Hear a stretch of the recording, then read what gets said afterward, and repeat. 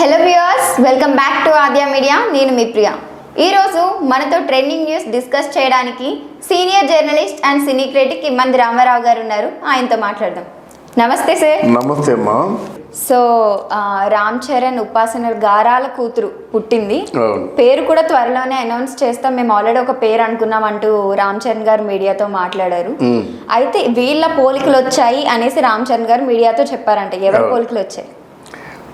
ఇక్కడ మనం రామ్ చరణ్కి ఆడపిల్ల పుట్టడం అపురూపం. చాలా మంది మగపిల్లలు పుట్టేవాడి, మగపిల్లలు పుట్టకపోతే కొంప మునిగిపోయింది, ఇలాంటి పిచ్చి పిచ్చి కూతలన్నీ కూసారన్నమాట. మీకు ఆడపిల్ల ఇష్టమా మగపిల్లడు ఇష్టమా? ఆడపిల్ల. ఓకే. అయితే ఆడపిల్ల అంటే ఎందుకంటే చెప్పా కదా, ప్రాక్టికల్గా ఆడపిల్ల ఉంటే తండ్రి ఆయుష్ కనీసం ఒక 5 years ఎక్కువ పెరుగుతుంది. తండ్రి ఏదో కష్టంలో ఉంటే ఆడపిల్ల వచ్చి తల మీద చేసి ఏం డాడీ ఎలా ఉంది అని చెప్పేసి, సరే ఈ పూటకి బంద్ చేసేసుకోండి, రేపు మళ్ళీ డాక్టర్ దగ్గర తీసుకెళ్తాను, ఎందుకు తండ్రికి అంటే ఇష్టమైన మాటలు చెప్పినట్టయితే అది తగ్గిపోతుంది. అంటే ఆ తండ్రి కూతుర్ని చూడగానే ఎక్కడ లేని ఆనందం వస్తుందమ్మా. మనం పిల్లల్ని తీసుకొని కాశ్మీర్ వెళ్ళినట్టు, పిల్లల్ని తీసుకొని ఊటీ వెళ్తే ఎంత ఆనందంగా ఉంటాం, అలా ఉంటుంది అన్నమాట. అందుకని నాకు అంటే మా పాప పేరు లక్ష్మి, ఇంకేముంది ఇక. అందువల్ల ఎవరైనా నేను ఆడవాళ్ళని సపోర్ట్ చేస్తాను. ఆడపిల్లలు గృహిణి కూడా మహిళ కాకుండా గృహలక్ష్మి అంటాడు. ఎవరింట్లో అడుగు పెట్టామంటే ఆవిడ మా కోళ్ళు, అలా మా గృహలక్ష్మి, మా ఇంటికి లక్ష్మి ఆవిడే. ఎప్పుడు చిన్నప్పటి నుంచి చివరి వరకు కూడా లక్ష్మిగానే ఉంటుంది కదా.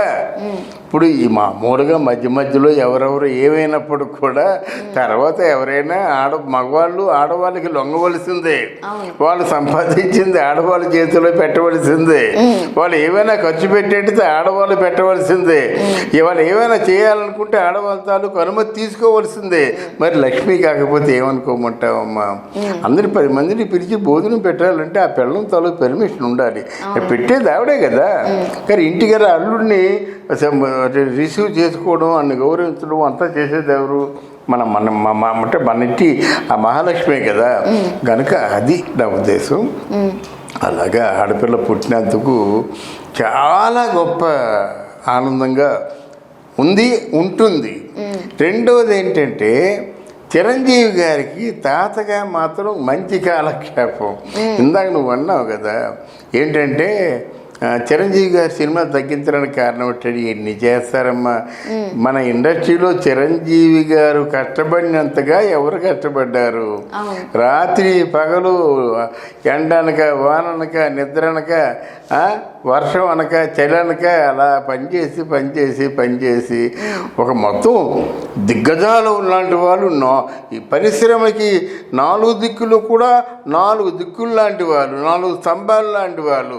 ఎన్టీ రామారావు, నాగేశ్వరరావు గారు, కృష్ణ, శోభన్ బాబు, ఈ నలుగురిని కూడా మించి బయటకు వచ్చాడంటే చిరంజీవి గారు ఎంత కష్టపడి ఉంటారో ఒకసారి అర్థం చేసుకోవచ్చు. Hats off to Chiranjeevi, no doubt. అంటే ఆయనకి తెలివైన వాడు, బాగా ఆలోచించగలిగిన వాడు, సంయమనం పాటించేవాడు, తనను తాను తగ్గించుకోవడం తెలిసినవాడు, ఇన్ని విధాలా గొప్పవాడు. కాబట్టి ఈరోజు ఈ స్థాయిలో ఉన్నాడు. ఎన్నిసార్లు చెప్పాడు, వద్దురా బాబు మీ తెలుగు పరిశ్రమకి నేను పెద్దను కాదురా బాబు, తెలుగు పరిశ్రమ తాలూకు బిడ్డని అన్నప్పుడు కూడా తెలుగు పరిశ్రమలో అందరూ ఏం చెప్తున్నారు?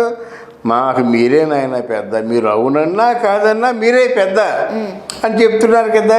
అంతటి గొప్ప ఎక్స్పీరియన్స్, అనుభవం ఉన్నవాడు ఎవరంటే చిరంజీవి గారు. అటువంటి చిరంజీవి పోలికలతో ఉన్నటువంటి మనవరాలని చూసి ఎంత ఆనందంగా ఉంటుందమ్మా, ఎంత గర్వంగా ఉంటుంది. ఎంతమంది వస్తున్నారు చూస్తున్నారు కదా.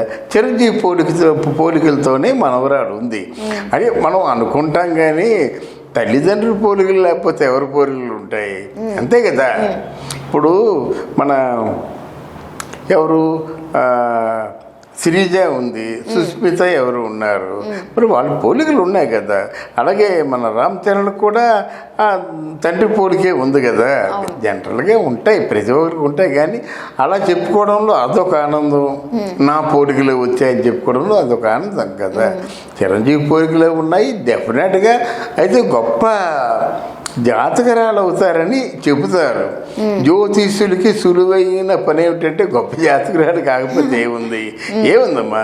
ఇప్పుడు ఎందుకంటే అంబానీ ఇంట్లో మనవరాలుగా పుట్టింది అనుకో, అది గొప్ప జాతకరాలు అవుతుందా?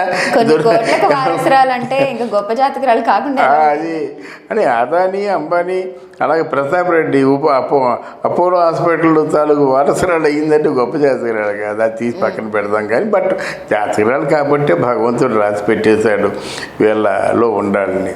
దీని మీద అంటే రామాయణంలో పిడకల వేటలాగా ఒక పెట్టగా ఒకటి ప్రచారం ఉంది కనుక ఇప్పుడు ఎవరికయ్యా ఎక్కువ ఆనందం ఉందంటే చిరంజీవి గారికే ఆనందం ఉంది. ఇప్పుడు నెక్స్ట్ 2 సినిమాలు మానేసి చిరంజీవి మనవరాలతో ఆడుకున్నా ఆశ్చర్యపోనక్కర్లేదు. అందువల్ల ఆ బిడ్డని అనకూడదండి.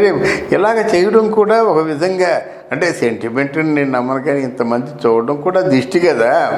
అప్పుడే ఇన్ని ఫోటోలు వస్తున్నాయి సార్. ఆ ఫోటోలు అసలు చిరంజీవి మనవరాలైనా కొంతమంది అవే ఒరిజినల్ ఫోటోలు అంటే, కొంతమంది అవి ఫేక్ ఫోటోస్ చిరంజీవి మనవరాల ఫోటో. ఇప్పుడు కొంతమంది ఉంటారు మా నోటి నాలుక దురదగా ఉన్న వాళ్ళు ఉంటారు. వాళ్ళు ఏవేవో మాట్లాడతారు. ఆ మాటలు మనం పట్టించుకోవాల్సిన అవసరం లేదు కదా. అంటే నేను చెప్పేది ఏంటంటే ఎక్కువ మంది చూసినట్టయితే మరి వాళ్ళు రావడం చూడడం ఇదంతా ఇబ్బంది కదా పిల్లలకి. ఒకటి. రెండోది ఫోటోలు తీసినట్టయితే ఆ ఫోటోలుకి ఆ బాడీ తట్టుకోగలదా? కొన్ని ప్రాబ్లమ్స్ ఉంటాయి అన్నమాట. వాళ్ళు తెలియంది కాదు కదా. హాస్పిటల్స్ అన్నీ వాళ్ళ చేతుల్లో ఉంటాయి. బహుశా వాళ్ళు అలౌ చేయకుండా ఉండొచ్చు అన్నమాట. ఫోటోలు గిటోలు అలౌ చేయకూడదు అన్నమాట. అయితే అన్నిటికంటే నాకు చాలా ఆనందం అనిపించిన విషయం ఏంటంటే, ఎప్పుడు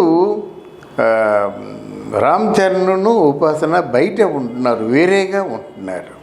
కానీ ఈ మహాలక్ష్మి పుట్టిన తర్వాత రామ్ చరణ్ ఉపాసన తాతయ్య నాన్నమ్మ దగ్గరికి వచ్చేస్తున్నారు అన్నమాట. అది చాలా గొప్ప విశేషం కనుక 100 ఏళ్ళు చల్లగా ఉండాలని మనం కోరుకుంటూ I wish them all the very best. ఇది చిరంజీవి ఫ్యాన్స్కి, రామ్ చరణ్ ఫ్యాన్స్కి అందరికి కూడా పెద్ద పండగ వాతావరణం కనుక వాళ్ళు కూడా ఆనందిస్తారని మనం కోరుకుందాం. Thank you so much sir. Thank you so much.